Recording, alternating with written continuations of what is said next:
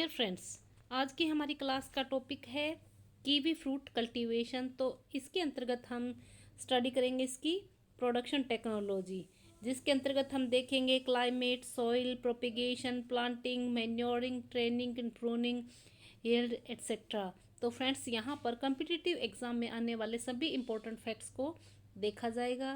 तो फ्रेंड्स, शुरू करते हैं आज की क्लास।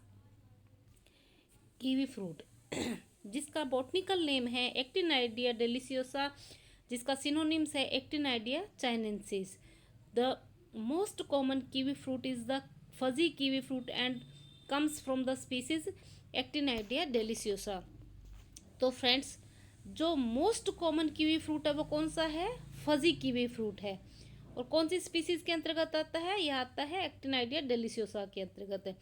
अदर स्पीसीज के अगर हम एग्जांपल देखें तो वह है golden kiwi fruit, Chinese egg gooseberry और सिल्वर वाइन, जिनके बोटनिकल अगर नेम देखें तो वह है एक्टिनाइडिया चाइनेंसिस, एक्टिनाइडिया कोरिएसिया और एक्टिनाइडिया पोलीगेमा। इसी तरह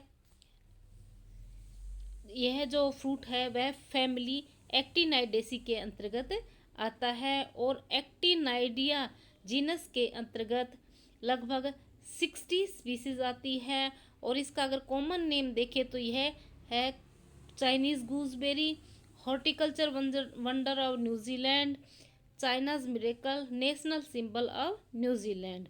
तो फ्रेंड्स, यह चाइना से ओरिजिनेटेड है, इसलिए ऑब्वियसली इसका नाम जो है चाइनीज गूसबेरी इस पर सूट करता है। अगर इसके क्रोमोसोम नंबर देखें तो वह X इज इक्वल टू 29 और 2N is equal to 58 and 174 है। और फ्रेंड्स, यह एक क्रॉस पोलिनेटेड फ्रूट क्रॉप है, जिसके अंतर्गत पोलिनेशन जो है इंसेक्ट हनी बीज के द्वारा किया जाता है। अगर इसके प्रोड्यूसिंग कंट्री देखें तो लार्जेस्ट प्रोड्यूसिंग कंट्री है इटली और न्यूजीलैंड। तो इटली जो है वह एक लीडिंग कंट्री है प्रोडक्शन के अंतर्गत, यानी जो कीवी फ्रूट की सबसे ज़्यादा प्रोडक्शन देखें तो वह इटली के अंतर्गत आता है। इसी तरह अगर इंडिया में इसका एरिया और प्रोडक्शन देखें तो यह अरुणाचल प्रदेश में सबसे ज़्यादा है। और फ्रेंड्स, यह एक auto hexaploid deciduous woody wine है और साथ ही यह डायोएसियस नेचर की होती है। यानी इससे हमने क्या समझा है कि यह एक पतझड़ी वुडी वाइन है, डायोएसियस, यानी इसमें मेल और फीमेल जो सेक्स है वह अलग अलग प्लांट के अंदर अलग अलग होता है। तो फ्रेंड्स, बॉटनिकली कीवी फ्रूट जो है वह एक बेरी है जो कि rich source of vitamin C, vitamin K होता है। और इसका जो फ्रूट ग्रोथ है उसके अंदर ट्रिप्लोइड ग्रोथ कर्व पाया जाता है। तो फ्रेंड्स, यह जो ब्राइट ग्रीन फ्लैश वाले फ्रूट है वह 1 ईयर ओल्ड केन्स के ऊपर बॉर्न करते हैं। तो ये जो फ्रूट होता है इनके अंदर का जो गुद्दा है वह ब्राइट ग्रीन कलर का होता है, जिसमें सीड स्कैटर्ड रहते हैं सेंटर के अंदर। और इसी तरह यह हेयरी फजी डल ब्राउन स्किन वाला फ्रूट होता है, जिसके अंदर फ्लेवोनॉइड एंटीऑक्सीडेंट भी पाए जाते हैं। तो यहाँ पर हम ये मार्केट में इसकी जो पैकिंग आती है इसको देख रहे हैं। तो इसका जो रॉ फ्रूट होता है उसमें प्रोटीन डिजोल्विंग एंजाइम एक्टिनाइडिन पाया जाता है, जो कि एक मीट टेंडराइजर का काम करता है। इंटरनेशनल मार्केट में अगर एक्सपोर्ट वैल्यू अगर इसका देखें तो इसमें जो 100 ग्राम का जो फ्रूट वेट है वह प्रेफर्ड फ्रूट वेट माना जाता है। इसी तरह 72 ग्राम तक का फ्रूट जो है वह भी एक्सपोर्ट किया जाता है, लेकिन प्रेफर्ड वेट 100 ग्राम ही माना जाता है। अब यहाँ पर देखेंगे हम बेनिफिट्स ऑफ कीवी फ्रूट। तो फ्रेंड्स, कीवी फ्रूट जो है वह एक वर्सेटाइल फ्रूट है, जिसके अंदर antioxidants, dietary fibre, vitamin C, E, potassium, phytochemicals like lutein और जियाजेंथिन पाया जाता है। तो यही सब इसके अंदर इसकी प्रॉपर्टी को एनहांस करते हैं। तो विटामिन ई रिच होने के कारण यह स्किन की एजिंग को रिड्यूस करता है। इसी तरह विटामिन सी एंटीऑक्सीडेंट रिच होने के कारण यह अस्थमा को भी रिड्यूस करने में मदद करता है। और यह जो कीवी फ्रूट है वह एडिपोज टिश्यूज़ की डिसफंक्शनिंग को रोकता है और डायबिटीज़ को कंट्रोल करता है। इसी तरह यह एनीमिया को रोकने में और गुड आई हेल्थ के लिए अच्छा माना जाता है, क्योंकि इसमें जो पाया जाने वाला फाइटोकेमिकल ल्यूटिन और जियाजेंथिन है वह इसके अंदर आइज हेल्थ या एनीमिया को प्रिवेंट करने में मदद करता है। इसी तरह एक स्लीपिंग डिसऑर्डर जिसे हम इंसोम्निया के नाम से जानते हैं उसे भी दूर करता है, क्योंकि इसमें पाया जाने वाला सेरोटोनिन कंटेंट जो है वह इसे दूर करने में मददगार रहता है। इसी तरह कीवी फ्रूट विटामिन ई और पोटेशियम रिच होने के कारण जो आर्टरीज है उनकी क्लॉगिंग को रोकता है और यह इसी कारण हार्ट के लिए भी बहुत अच्छा माना जाता है। और अगर डेंगू पेशेंट्स में देखें तो यह प्लेटलेट्स जो है उनके काउंट को बढ़ाता है। और अगर इसमें विटामिन सी देखें तो यह ऑरेंज का 2 टाइम होता है। और अगर न्यूट्रिशन के पर्पज से देखें तो यह एप्पल से 10 टाइम ज़्यादा न्यूट्रिशियस फ्रूट है। फ्रेंड्स अब देखते हैं इसके अंदर क्लाइमेट एंड सॉइल। तो फ्रेंड्स इसके लिए वार्म एंड ह्यूमिड क्लाइमेट जो है सुटेबल क्लाइमेट है।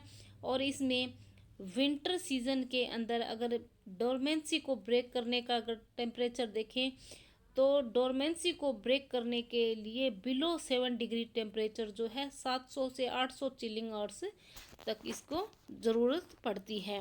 और फ्रेंड्स इसी तरह टेम्परेचर अबव 35 डिग्री सेंटीग्रेड जो है इसके लिए डिटेरिमेंटल होता है, क्योंकि इससे लीव्स में स्कॉर्चिंग, सन स्काल्ड और हीट स्ट्रेस की प्रॉब्लम आ जाती है।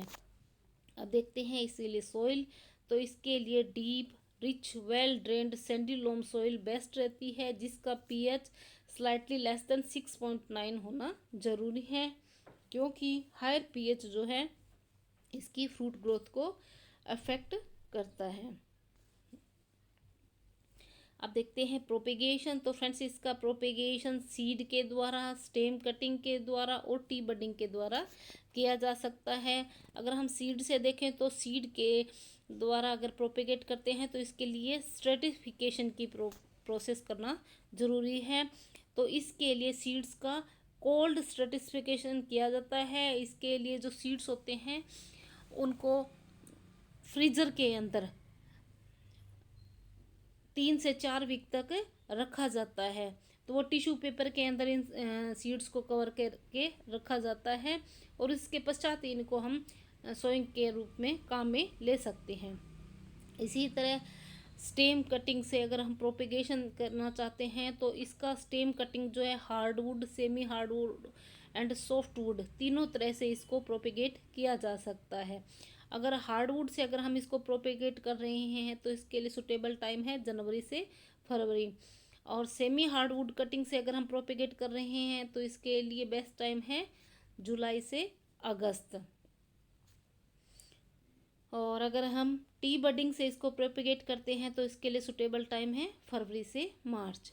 तो फ्रेंड्स अगर इसकी प्लांटिंग देखें तो इसको टी बार या ओवरहेडेड ट्रेलिस या टेलीफोन सिस्टम के अंतर्गत इसको इसकी प्लांटिंग की जाती है। और इसमें जो परगोला होता है उसके अंतर्गत 2 रोज़ के बीच में कम से कम 6 मीटर की डिस्टेंस रखी जाती है।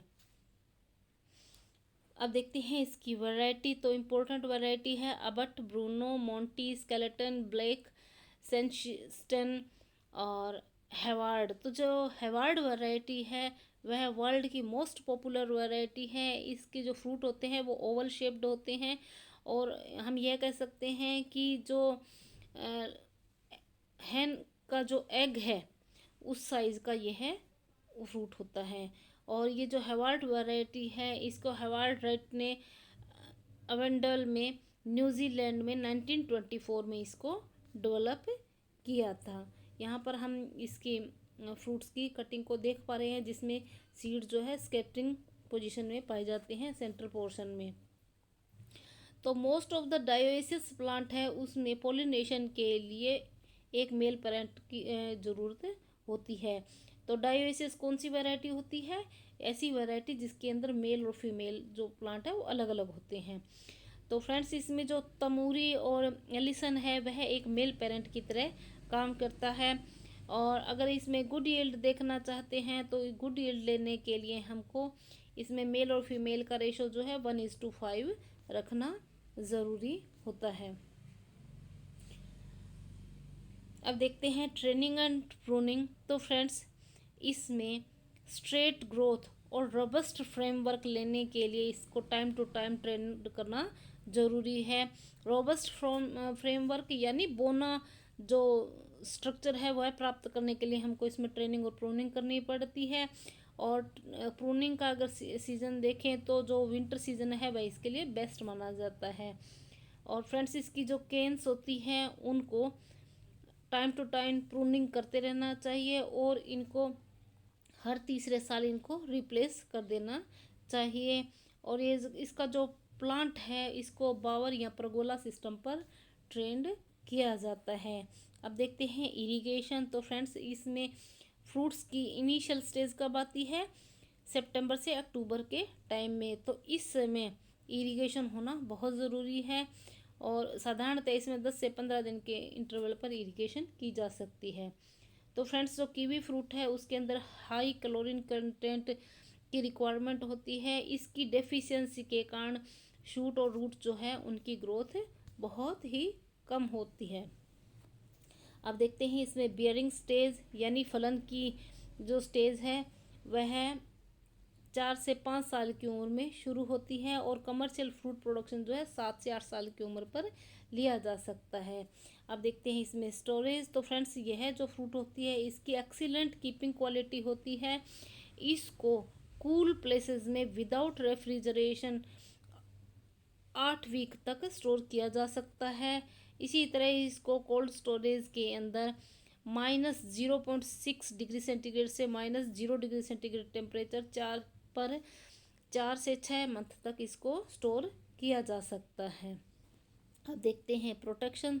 तो फ्रेंड्स, वैसे तो यह विंटर डोरमेंसी में आ जाता है विंटर सीजन में, लेकिन फिर भी विंटर में इसको प्रोटेक्ट करने के लिए जो वाटर स्प्रिंकलर होते हैं या विंड मशीन है उनका प्रयोग किया जाता है। और इसमें लगने वाली मेजर डिजीज़ है क्राउन गॉल। इसके अलावा फाइटोफथोरा जो सॉइल फंजाई है इसके कारण पुअरली ड्रेन्ड जो सॉइल होती है उनके अंदर रूट रोट होने की संभावना ज़्यादा होती है। इसी तरह ह्यूमिड क्लाइमेट के अंदर फ्लावर और फ्रूट जो है वह ग्रे मोल्ड बोट्राइटिस साइनेरेरिया के द्वारा इन्फेक्ट होने की संभावना रहती है। तो फ्रेंड्स, आज की क्लास में हमने कीवी फ्रूट से रिलेटेड सभी इम्पोर्टेंट फैक्ट्स को देखा है। Friends, hope you enjoyed this video. Thanks for watching.